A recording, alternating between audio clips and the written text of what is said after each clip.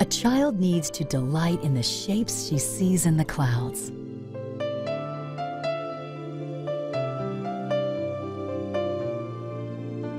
He needs to feel water on his face and the sand between his toes. A child must move from here to there, mix blue and green. She must dig a hole. Children, when they're very young, need an opportunity to explore,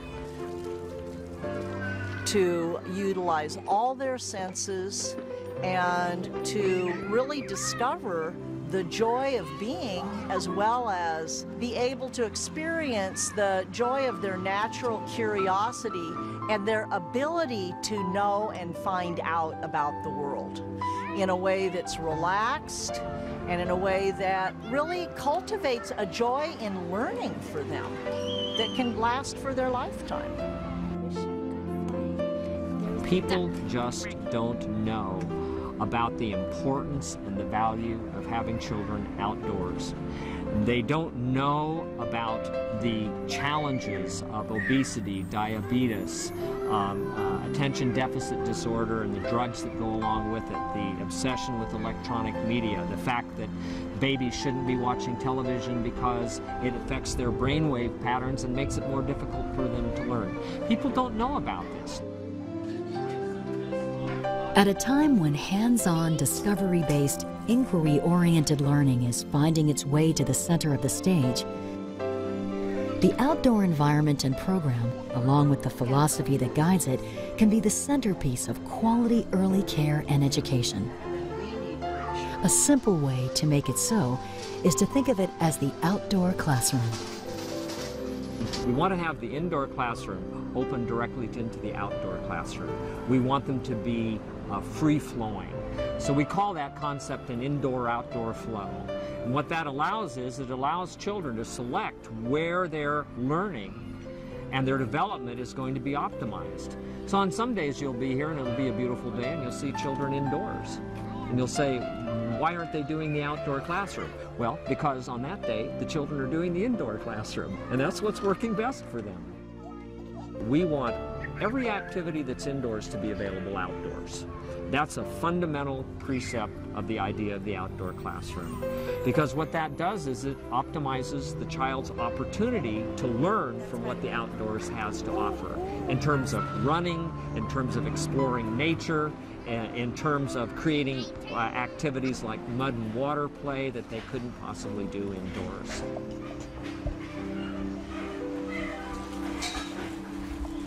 Children learn best when they are following their interest and their inclination. To see children be able to act on their own ideas, be engaged in activities that are personally meaningful for them, to develop skills, to master tasks, and the joy that you see in them when they accomplish something just creates tremendous joy for me.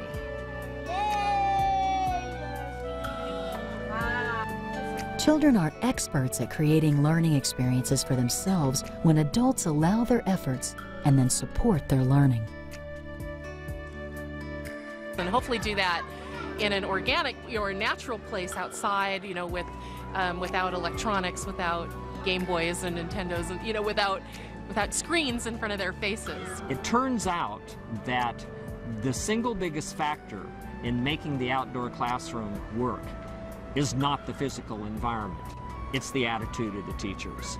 Because if they have the positive attitude that they want to make it work, then they find a way to make it work. It's very important that there's a responsible adult that has an understanding of human development and how children learn, to really facilitate and to challenge them. So the balance that a teacher has to play in that environment is being close enough to be kind of the magnet that draws children to the activity, but being distant enough so that the children can act on their own initiative. And it's finding that balance that really becomes the magic of an engaged teacher. The children become much easier to work with you don't really have to manage the children in the kind of environment we're talking about. They manage themselves. They engage themselves in the activity. And the teacher becomes a facilitator and becomes a question answer, becomes, in a sense, a provocateur. What would happen if you did this with this? Really moves into being a true teacher in that role. And they stop thinking about the idea of, oh, I'm a supervisor and I have to manage or contain things. And they see themselves more as a partner in the learning activity that's going on. They start seeing that environment as a learning environment rather than as some sort of a recess that has to be managed. And this doesn't happen overnight. You just can't turn a switch and make that happen. You've got to give people a chance to talk about usually what's not working for them.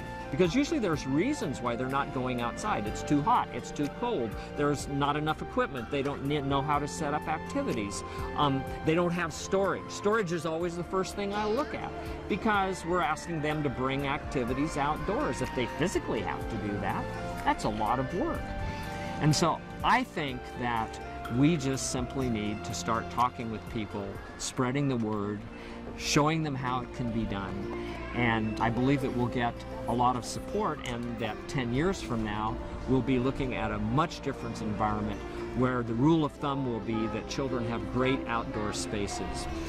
We hope in our work with the Outdoor Classroom Project, both here at this center and with other centers, that we are raising the important question about the importance of the natural world to human beings and to human beings' development, and that we're encouraging people to really look with new eyes at its value.